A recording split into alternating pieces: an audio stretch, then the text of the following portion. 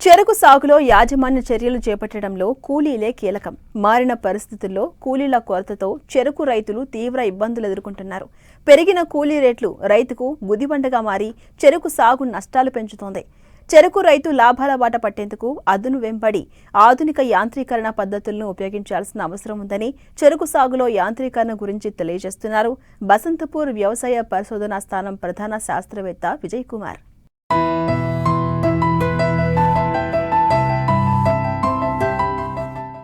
వ్యవసాయంలో యాంత్రీకరణ రైతులకు ఎంతగానో ఉపయోగపడుతున్నది. ఆధునిక యంత్రాలు వస్తూ ఉండడంతో రైతులు ధీమాగా సాగు చేస్తున్నారు. కూలీల కొరత నుంచి యంత్రాలతో బయటపడుతున్నారు. అయితే ఇటీవల సంగారెడ్డి జిల్లాలో చెరకు సాగు పెరిగింది. నీటి వనరులు అందుబాటులో ఉన్న రైతులు వార్షిక పంటైన చెరకును సాగు చేస్తున్నారు. అయితే చెరకు సాగులో విత్తనం నాటడం మొదలు చెరకు నరికే వరకు కూలీలపైనే ఆధారపడే పరిస్థితులు. మరోవైపు కూలీల రేట్లు పెరగడమే కాకుండా సమయానికి కూలీలు రాక యాజమాన్యం సరైన సమయంలో చేయకపోవడంతో పంట దెబ్బతినేది. అందుకే నేల తయారీ నుండి చదును చేయడం, బోదెలు వేయడం, మొక్కలు నాటే వరకు యంత్ర పరికరాలు అందుబాటులోకి వచ్చాయి.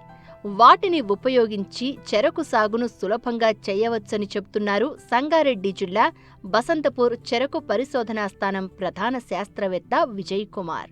చెరకు పంటకి యాంత్రీకరణ పద్ధతిలో చూసుకున్నట్టు కనుక చెరకు పంట దాదాపు నాటే దగ్గర నుంచి కోసేంత వరకు కూడా దాదాపు 250 అవర్స్ లేబర్ కావాలా.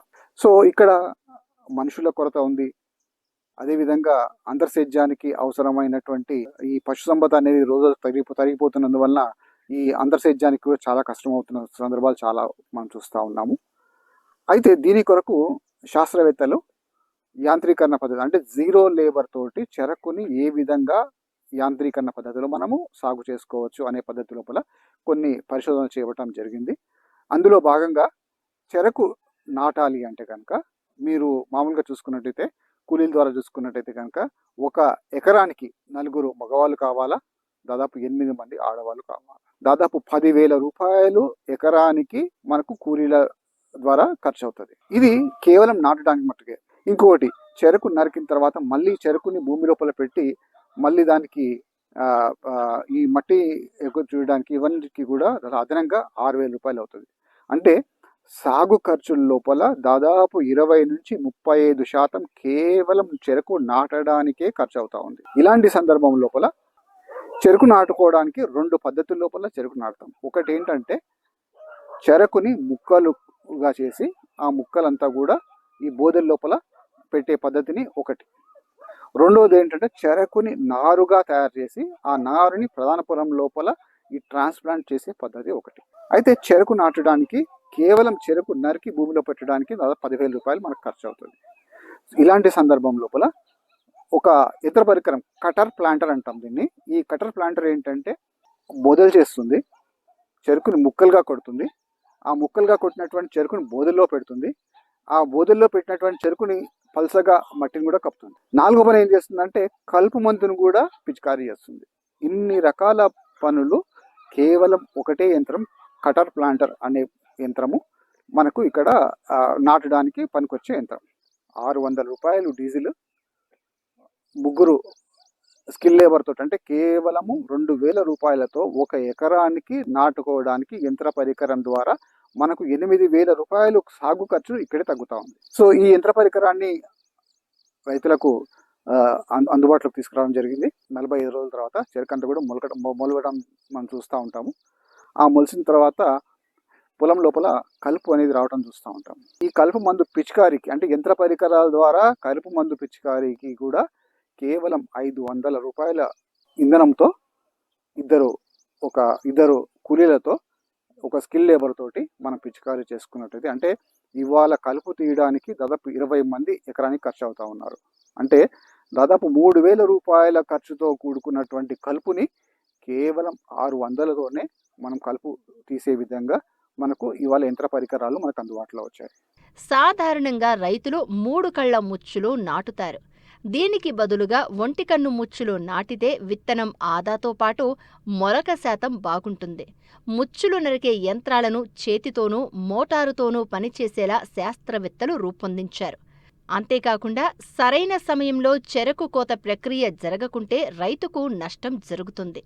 ఇలాంటి సమయంలో రైతులు అందుబాటులో ఉన్న యంత్ర పరికరాలను ఉపయోగించి సులభంగా చెరకు సాగు చేయవచ్చని చెప్తున్నారు శాస్త్రవేత్త విజయ్ కుమార్. మట్టిని ఎగదోయడం ఇవాళ 8 మంది మగవాళ్ళతోటి మట్టిని ఎగదోసేవాళ్ళం ఎకరానికి. ఈ 8 మందితో దాదాపు 1600-2000 రూపాయలు ఖర్చు అయ్యే పనిని కేవలం 3 లీటర్ల డీజిల్ సహాయంతో మనము చెరుకు మొదళ్ళ వరకు మట్టిని యంత్ర పరికరంతో సమర్థవంతంగా మట్టిని ఎగదోసే పద్ధతి లోపల కూడా మనకు ఈ యంత్ర పరికరం అందుబాటులోకి వచ్చింది. ఇప్పుడు చివరిది ఏంటంటే చెరకు కోత. ఈ చెరకు కోత అనేది రైతులకు పెద్ద సమస్య.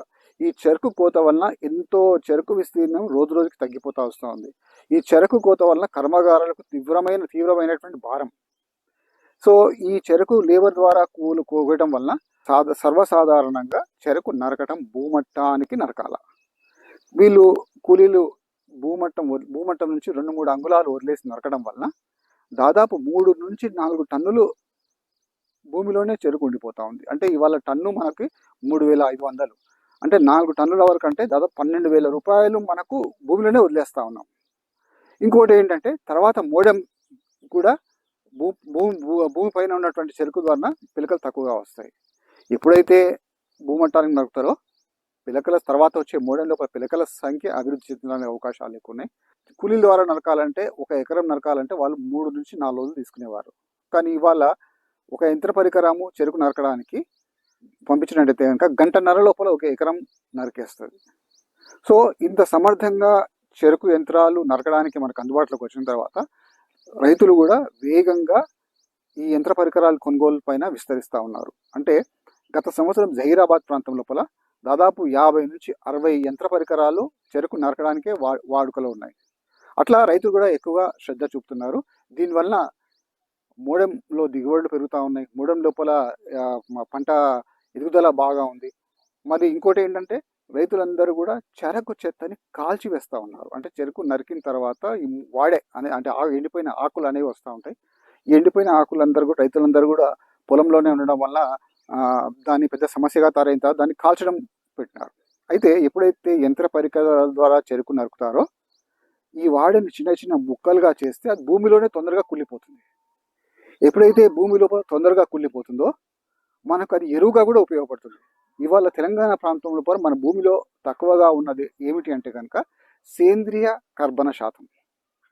ఎప్పుడైతే ఈ ఎండుటాకులు కనుక భూమి లోపల కలుస్తాయో మన భూమి లోపల సేంద్రియ కర్బన శాతం పెరుగుతుంది, సూక్ష్మ జీవుల ఉనికి పెరుగుతుంది. అదనంగా మనకు నత్రజని, భాస్వరం, పొటాషియం, సూక్ష్మ పోషకాలు అన్నీ కూడా భూమి లోపల తక్కువ, అంటే మనం ఏమి ఖర్చు లేకుండానే మనకు భూమి లోపల చేరుతాయి. ఇంత లాభాలు మనకు జరుగుతాయి. ఎప్పుడైతే మనం యంత్ర పరికరాల ద్వారా ఇన్ని లాభాలు వస్తున్నప్పుడు రైతులకు కూడా దాన్ని గ్రహించడం జరిగింది. చెరకు సాగులో యంత్రాల వినియోగం ఇప్పటివరకు దుక్కి దున్నటానికే పరిమితం. మిగిలిన పనులకు కూలీలను ఉపయోగిస్తూ ఉన్నారు. దీనివల్ల ఖర్చు పెరిగి నష్టాలు రావడంతో చెరకు సాగును రైతులు మానుకుంటున్నారు. యంత్రాల వాడకం వల్ల ఖర్చు తగ్గుతుంది. అదును వెంబడి పనులు పూర్తవటం వల్ల మంచి దిగుబడులతో పాటు లాభాలు వస్తాయి.